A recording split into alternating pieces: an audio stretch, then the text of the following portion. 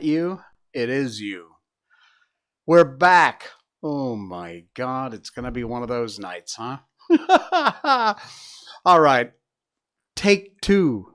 China and Taiwan. What's next? Again with the useless, idiotic face diapers. Did you not learn your lesson the first time? And an amazing old school, and I mean old school, theater. You will not believe. Welcome to the Jay Sheldon Show. Happy Monday. Yeah, well, it's mostly over here in Malaysia. It's just after 10 o'clock at night. For those of you in the U.S., it's just beginning, so good luck with that. And yeah, we've got all that coming up tonight and more. We will cover a bunch of stuff. In fact, something that I just saw. It just appeared on my Twitter feed, and I went to the link. It's an article from Zero Hedge. We'll talk about that, too, in just a minute. And, yeah, all that and more coming up tonight on the show. And towards the last half of the show, of course, we will continue reading the book Bambi. We are at Chapter 5, so we'll continue with Chapter 5 tonight. What a great story. Love this book. All right. Speaking of furry little friends, how about this one? Miko update. Yes, a Miko update. If you're just new to the show, Miko is our Shiba Inu dog. She'll be 3 in December, as a matter of fact. We have featured her on this show. She hasn't appeared too often because she's not really cool on being in the studio with all the lights and everything going on. But she will come in every now and then and pop in and say hi. But anyway, our little Shiba Inu Miko is doing great. And as a matter of fact, Sunday, was it yesterday? Yeah, yesterday. She had, what a day. 2 outings yesterday. We went to City Park. She had a great time. And while we were there, as a matter of fact, check this out.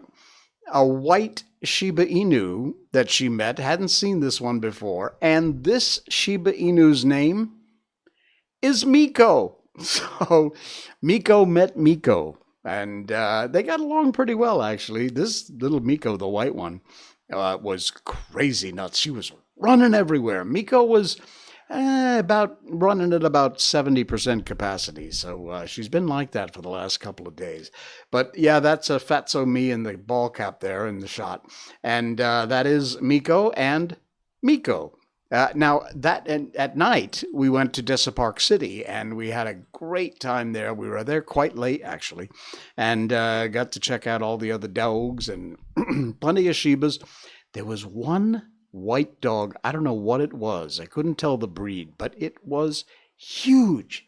It was like bull mastiff style big. It was unbelievable. Luna Amethyst, hello there. Nice to have you back in the stream. Good to see you. Hope you're doing well. And yeah, it was such a great time. We had an absolutely fantastic day. Miko did too, and couldn't beat the exercise and the friends and all that we met. Our Miko update is brought to you by the good folks at Barkbox. Barkbox. Oh, Luna loves big dogs. It doesn't matter. Big, little, I have had them all. I had a Shar Pei. I had a Chihuahua, but it wasn't any little Chihuahua. It was a runt of the litter. So, Chihuahuas are very tiny. Well, Cece, Sisi, we called her. Yes, yes. Cece was the runt of the litter, so she was even smaller. She was like half the size of a normal Chihuahua. There's pictures of her somewhere, I think, on my Facebook. You got to dig way back. But, Cece, man, she's gone now. But, yeah, wow. So I've had big dogs, little dogs, golden retriever when I was a kid. Yeah, she was adorable. Absolutely adorable. Love of my life. And then Miko came along. All right. Anyway, barkbox.com. This is a monthly subscription service that you get for your dog. And you sign up for once, 6 months, 12 months, and they will send you a box, a Barkbox, which has all kinds of great toys for your dog inside and all kinds of great treats and very healthy. And also a dog chew. Once every month, they'll send it to you, and you will get a themed box of goodies for your dog. Check these things out. Like, for example, this month, there's the Halloween party box with all kinds of cool toys and treats and dog chew in there.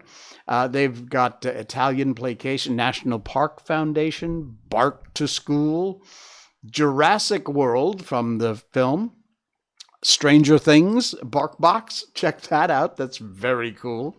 Harry Potter, Wizarding World, Pool Animals, Boops and Scoops, Star Wars. But these are some of the past Barkboxes that they've done. They always have a theme to them. Jackpot, Paw, P-A-W, as in paw, little casino Barkbox. Even the NBA is there. They did an NBA Barkbox. So you can tell, obviously, there's all kinds of great deals there. And if you use our special link, you will get 1 month free. So you sign up for a multi-month subscription. You sign up for 6 months, you'll get 7 months. You get an extra month free. That's barkbox.com/Miko, M-I-K-O. That's our special link. And use that. Check it out. They only ship to the U.S., U.S. territories, and Canada, sadly, at the moment. They promise me they are working on getting international shipping. If you're on another part of the planet, you can always use one of those shipping forwarding services, or maybe you have a friend in the U.S. who would do you a solid, and you can have it shipped to them, and they can ship it out to you. Anyway, check it out, barkbox.com/Miko, and you will not be disappointed. They guarantee satisfaction. You can specify the size of your dog, small, medium, and large. You can check a tick box for if your dog has any allergies. And they guarantee you will be satisfied, or they will replace anything that you're not happy with. And they mean it. They are great folks. You'll find a lot of folks reviewing this at barkbox.com on YouTube if you want to check that out. But trust me, I spoke with them. I don't bring anybody on board that I don't check out thoroughly and know that they're a worthwhile company. And these folks are that. Barkbox.com/Miko is the link. It's in our show notes if you forget. So check it out. Get yourself a Barkbox, and your little furry friend will love you to pieces. I promise. All right. Luna says she was up too late last night. Well, stop doing that. Sleep. Seriously, sleep is about the best thing you can do for everything that ails you. I'm not kidding. Sleep is absolutely essential. The right amount of sleep, decent sleep, and like I said, a good amount. All right, let's move on over here to our lead story tonight, and this is from the Post Millennial. The link is in our show notes if you want to check it out. Everybody's been so damn distracted with Russia, Putin, and all the other crap that's going on, and Biden and all the whack jobs apparently leading us into World War III, God only knows. But not a lot of people have been focusing on what's going on in China and Taiwan specifically. I saw just recently a headline about China announcing that they had completely taken over Hong Kong now, 100%. Man, whatever. I think it's been a while for that. But this just popped up in the news, this headline, and it's the Post Millennial. The link's in our show notes. The CCP, the Chinese Communist Party, says China has the right to force Taiwan into reunification. Here we go. During a speech opening the CCP's 20th Party Congress in the capital city of Beijing, Xi claimed that China has always respected, cared for, and benefited the people of Taiwan, but that resolving the tension is the Chinese people's own business. Okay. President Xi Jinping of the People's Republic of China declared Sunday the ruling Chinese Communist Party will never renounce the right to use force over Taiwan. Here we go. During a speech which opened the 20th Party Congress in Beijing, Xi claimed that China has always respected, again, I already read that part, it's just a repeat, resolving the Taiwan issue is the Chinese people's own business, and it is up to the Chinese people to decide, he said, according to a Reuters report. He then emphasized that while he strives for peaceful negotiations, using force ain't out of the question. Well, he said is not ain't, but you know. Basically what he's saying is stay out of our business. U.S., NATO, everybody else. We insist on striving for the prospect of peaceful reunification with the greatest sincerity, and you just can't believe anything this moron says anyway. We'll never promise to give up the use of force and reserve the option to take all necessary measures. Well, in response, the Presidential Office of Taiwan declared that the island is a sovereign and independent country. Taiwan's position is firm. No backing down on national sovereignty, no compromise on democracy and freedom, and, this is interesting, this is from the Taiwan Presidential Office, meeting on the battlefield is absolutely not an option for the two sides of the Taiwan Strait. This is the consensus of Taiwan's people, the office stated, adding the national security team was keeping a close eye on developments in the Chinese Congress. Tensions between China and Taiwan spiked, of course, last August as China's military activity rose following the visit of that idiot Nancy Pelosi, who loves to go over and poke the snake nest and stick her nose in places it doesn't belong. Anyway, read more on this article if you want to know more, and stay up to date on this kind of stuff, folks, because seriously, we spend so much time worrying, and we should, about what's going on in Russia and the Ukraine, that we have a tendency to turn a blind eye to what's going on between China and Taiwan, and we should not. Now, this literally just popped up on my newsfeed. It's an article from Zero Hedge. Here we go. NATO kicks off nuclear war games today.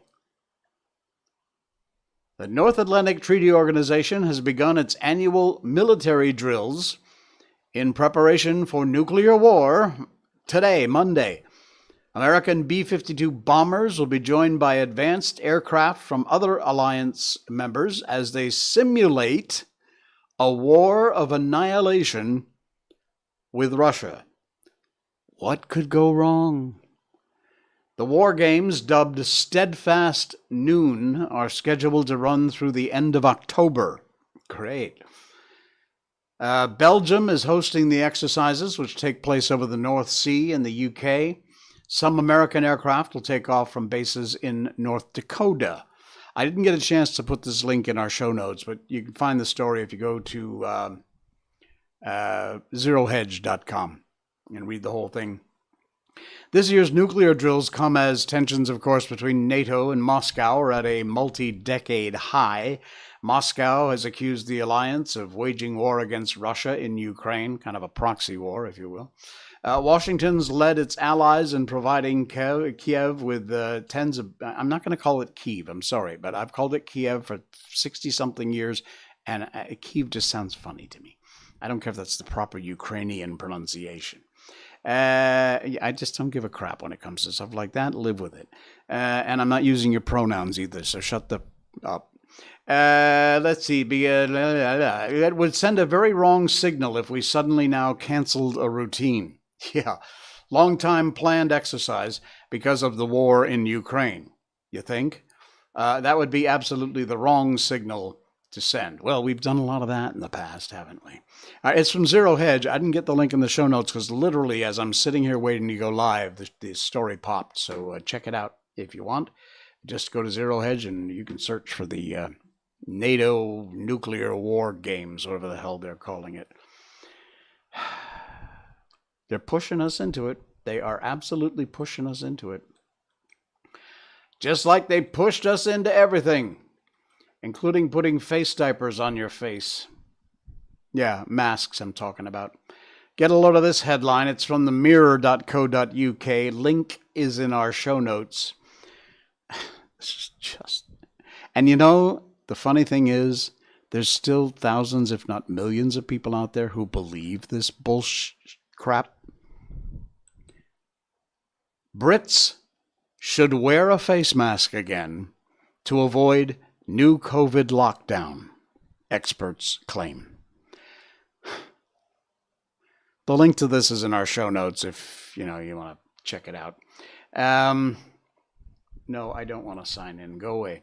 All right. As COVID numbers continue, again, this is the Mirror, so it's going to have a bunch of misinformation about the face masks because we all know how useless they are. And experts advised for the return of face masks to avoid the risk of future lockdowns being introduced and an increased numbers in the hospitals. Now, do these people not know how to read science articles? Well, frankly, there are none because there is none, zero scientific evidence that those cloth masks, surgical masks do anything at all to prevent the spread of COVID. In fact, the opposite in some cases. But, they're going to just keep on trying to force you because that mask is a symbol that you give up, you give in. Yes, Daddy, I'll do whatever you say. Latest figures show the number of infections across England increased by a quarter, where hospitalizations have surged to more than 1 million. This was just from October 7th, about a week ago. The jump, of course, has caused fears in the country. They're already experiencing the start of a winter wave. And Martin Michaelis, who apparently is the most disconnected scientist / physician / professor on the planet. He is the professor of molecular medicine at the University of Kent. Well, Doc, wouldn't you know better? Shouldn't you know better? Says there may have to be return to wearing face masks. Oh, there's the idiot now. He explained if we want to reduce the likelihood of formal restrictions, we'll have to be reintroducing to prevent a collapse of the healthcare sector. You see, he doesn't say we need to reintroduce them because they work, because they don't. He says we have to do this so, we won't have another lockdown, which is just basically threatening you. Anyway, I don't want to give this moron any more publicity than he already got, so if you want to read the article, feel free. Don't bother with the face masks. They don't do crap. They absolutely don't do crap. There is positively no scientific data in any sort of major study that proves any efficacy with these cloth masks, surgical masks, things like that. Go ahead. Look it up if you want. It doesn't exist. Have a nice day. I still hear it's unbelievable how Daddy has control over people. Yes, Daddy, whatever you want. We'll be good little boys and girls. Not this guy. All right. Why am I looking at this? Okay. Look, I knew the first couple of stories we were going to do, by the way, would be pretty heavy. So I put this in here simply because I wanted to. Because I love this guy and I wanted to lighten the mood. Chow Yun-Fat. You must know Chow Yun-Fat. There's an article here from Asia One. The link is in our show notes. It is a brilliant interview and article about this amazing guy. If you see the picture now on your screen, that's him. He is an amazing, brilliant actor. He's been around forever. He has had a huge career. And the best thing is you're always, this is like the Asian version of Keanu Reeves.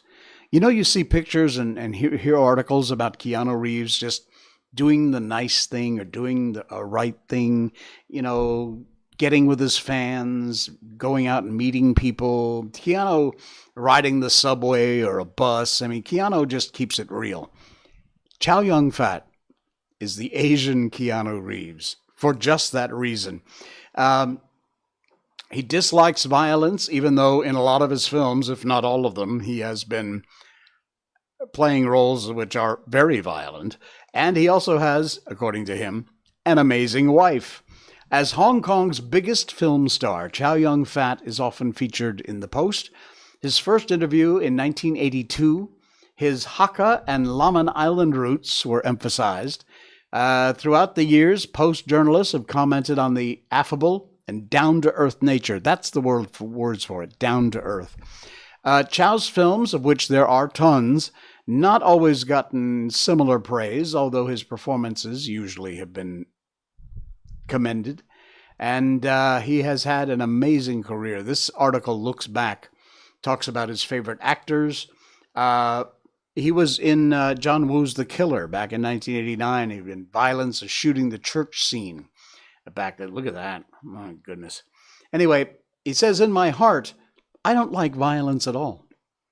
But that's what the audience likes. My character has changed all the time as I've made films. I used to be like the people I played, naughty, mischievous, and nosy. But now I'm more peaceful and more serious. I've mellowed in the past 10 years. How about that? He has had just the most amazing career, and he is the most down-to-earth guy you will find. This is a great article. Anna and the King, a great deal of which was shot right here in Malaysia, by the way. And, of course, he was also in The Pirates of the Caribbean at World's End. He played a rather nasty guy, and that was back in 2007. Again, no particular commentary about this. I just wanted to share the good news and send a hey out there to Chow Yun-fat. And if you want to read more about his amazing career, please do. The link is in our show notes tonight, and you can find out more about this incredible, talented guy. We love him to pieces. All right, what else we got going on here? We're kind of doing it by the seat of the pants again tonight, so you gotta kind of bear with me, all right?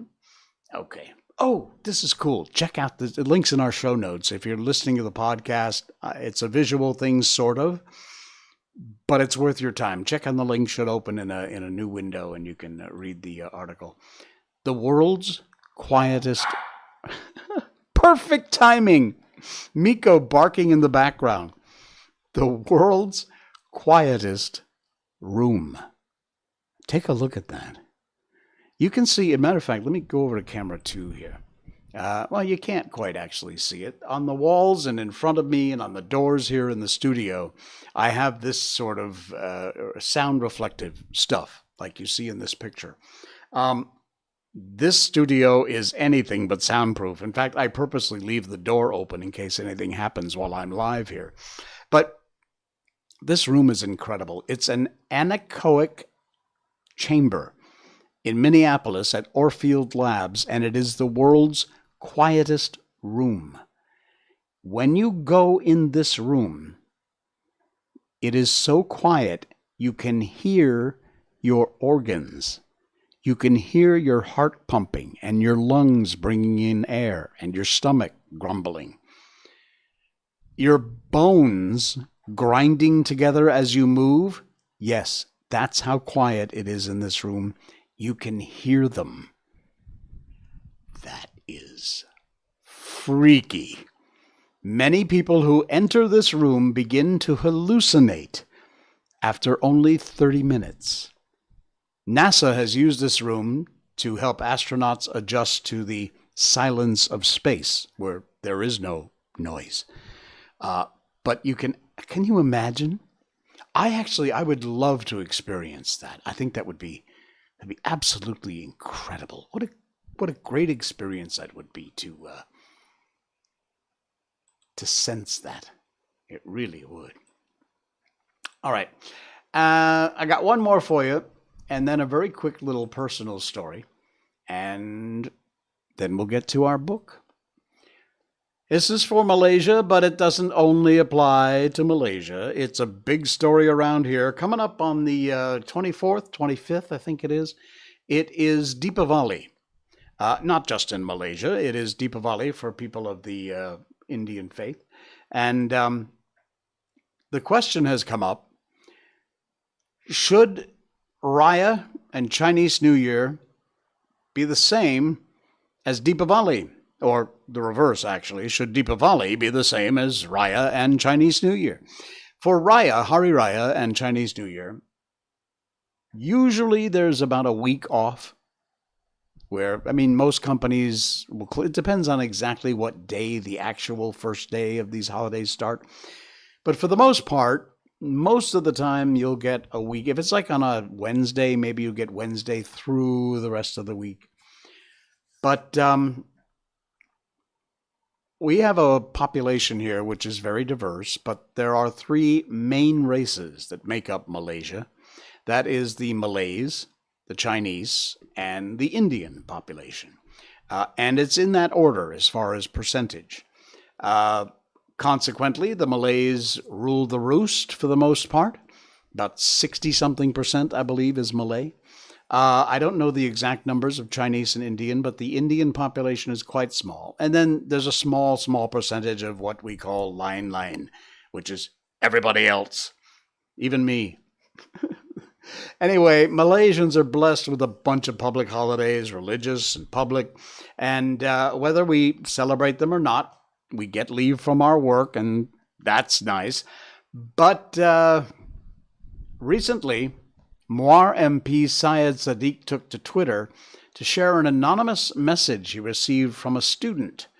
And in the post, this IPTA student said they are sending the message to express how disappointed most Indian students are with the holiday given by the government for Deepavali this year.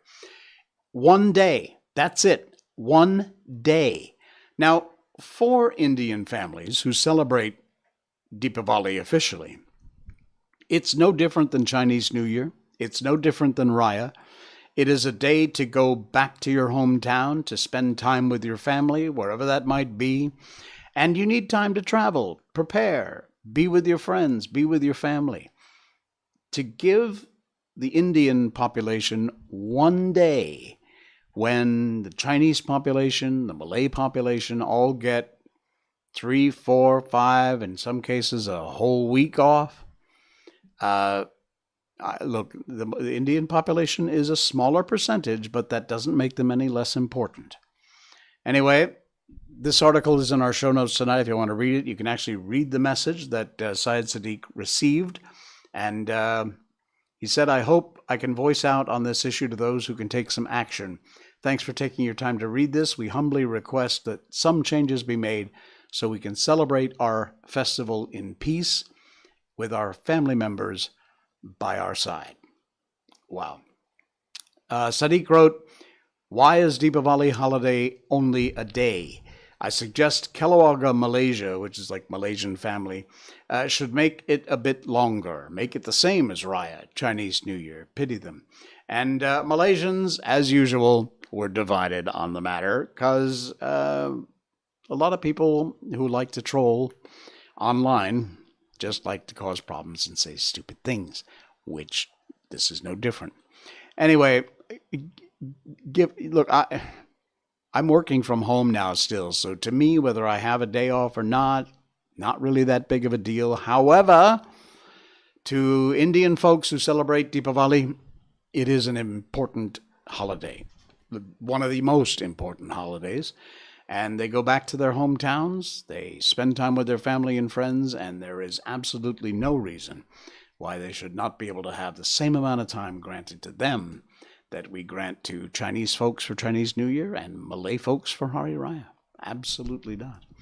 All right, I got one more. It's very quick. It's just a picture, but what a picture. This was a private post, and when I find something I want to share, and it's a private post, I always write to the person, they're friends of mine on Facebook, and I ask permission. I said, would you mind? I want to put it on my show, talk about it a little bit. And if they say, no, I'd really wish you wouldn't, I don't. But I wrote to Cindy Lee and I said, would you mind? And she said, absolutely, go ahead. Take a look at this. Again, podcast listeners, sorry, check out I'm sorry. There is no link in our show notes. So go to rumble.com and check out our video. It's right towards the 30-minute mark. And this is the Warner Theater in Torrington, Connecticut. Way back 1 billion years ago, this theater was almost completely destroyed and turned into a parking lot. It is one of the original Warner theaters, yes, from Warner Brothers. They built it and showed their films there. It had an incredible history. The entire theater is Art Deco because it's original Art Deco from that era. And it is the most amazing theater ever. This is my kind of adopted hometown. I actually was born in Cornwall, Connecticut, about 20 minutes to the west. But Torrington is where I lived for a good many years. I was on radio there doing a morning show. And I was a part of a small part, but I was a part of the drive that helped to save this theater and bring it back into the condition you see it is today. Look at that. That chandelier up on top here is absolutely incredible. This giant star, which is lit from behind, and then this incredible chandelier, which is, you have to see it in person. It is absolutely phenomenal. They do all kinds of shows and theater productions here, musicals and the like. And some of the comments were so cool that I was reading here. I saw my very first movie there in around 1960. Around age 4, Dumbo the Flying Elephant, a Torrington treasure. This was my first full-time job in 73, says Diane. Started as a candy girl, advanced to ticket sales, and became assistant manager until they closed as a movie theater in 1981. Such a sad night, locking those doors for the last time. So glad it was revived. Yeah, indeed. It is a majestic place, as Inez says, and you couldn't be more correct. I went on my first date. Diana Hart, you and me, babe. I remember that night perfectly. I can close my eyes and remember my first date with Diana Hart. We went to the Warner Theater. We sat probably right in one of these seats you see in the front of this picture.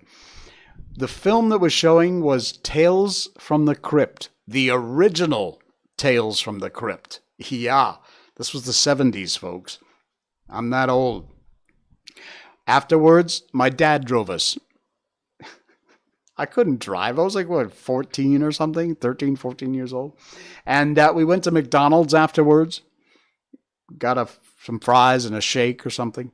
And then I'll never forget my father on the way home, because we drove to Diane's house and dropped her off and then went back to our house.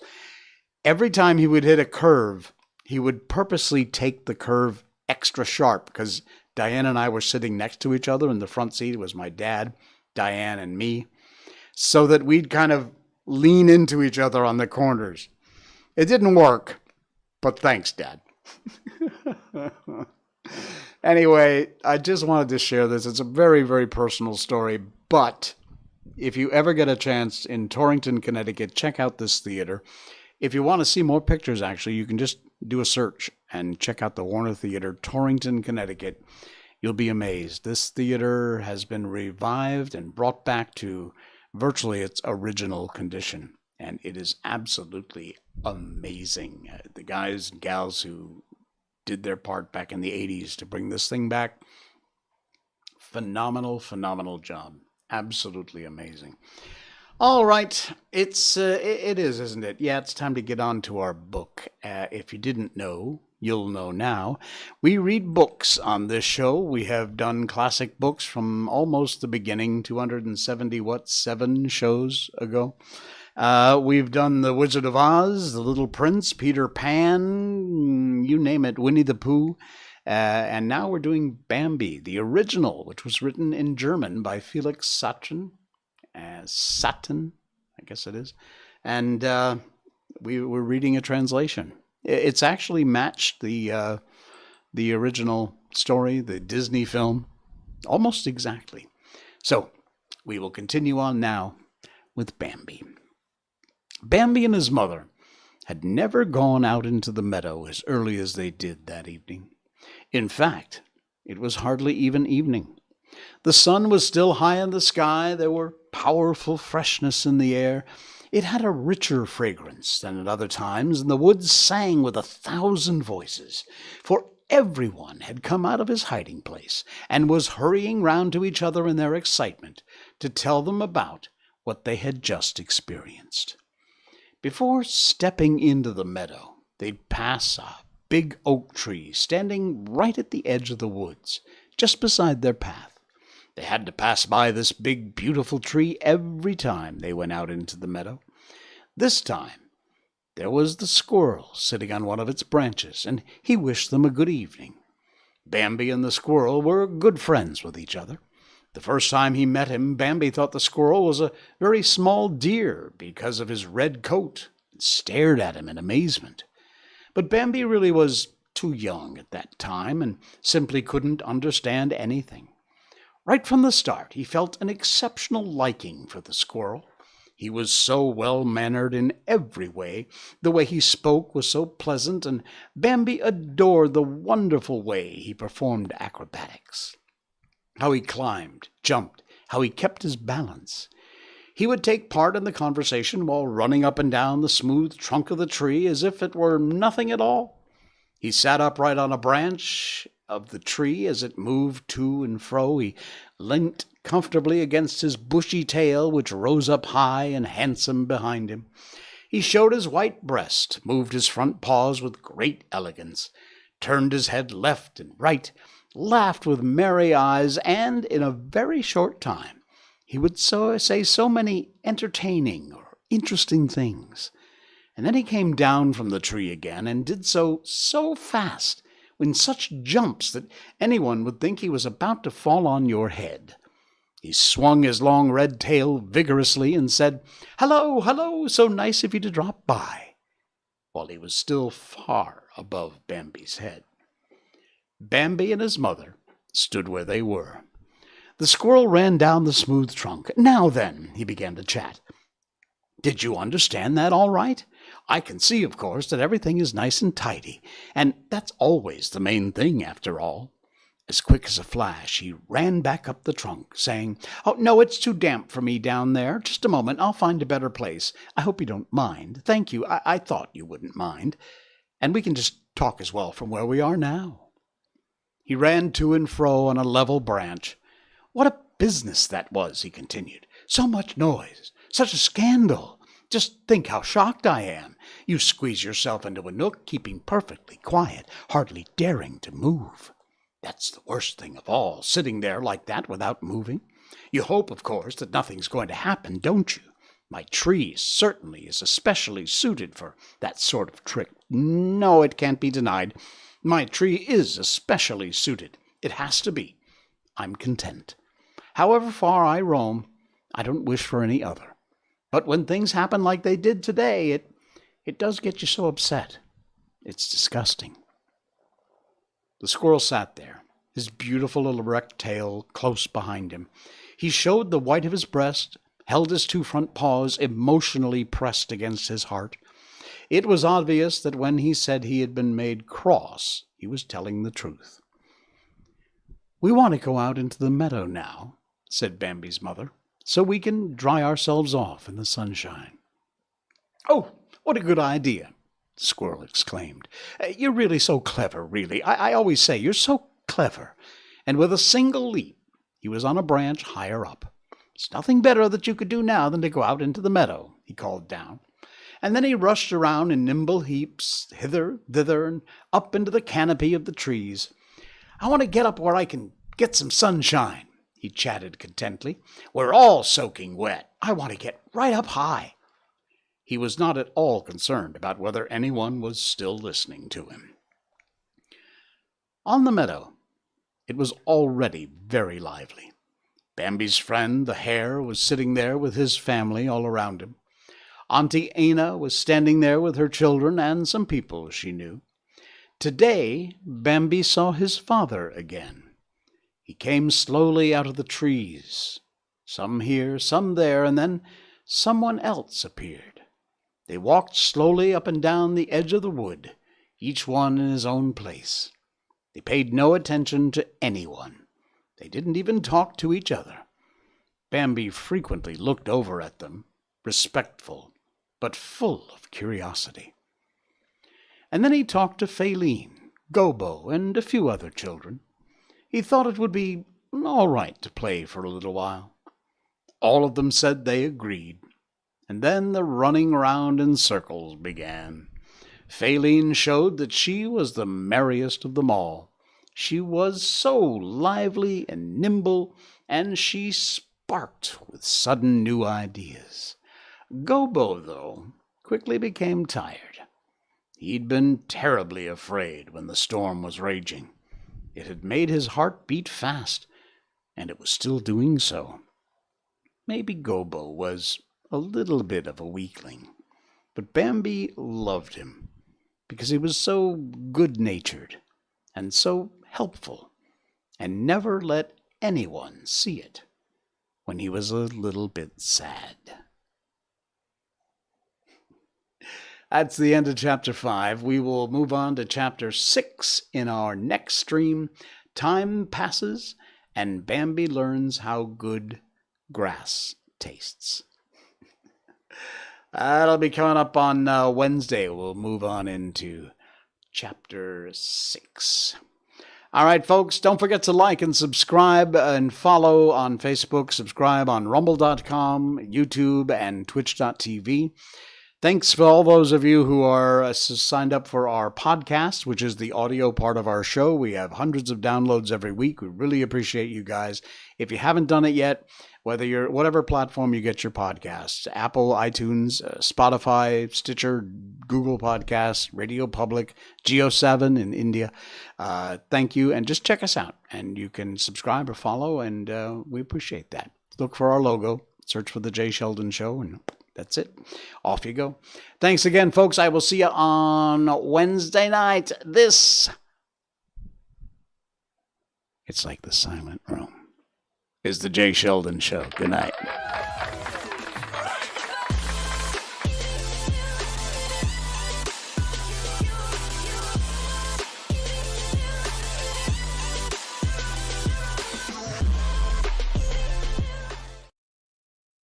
Snort.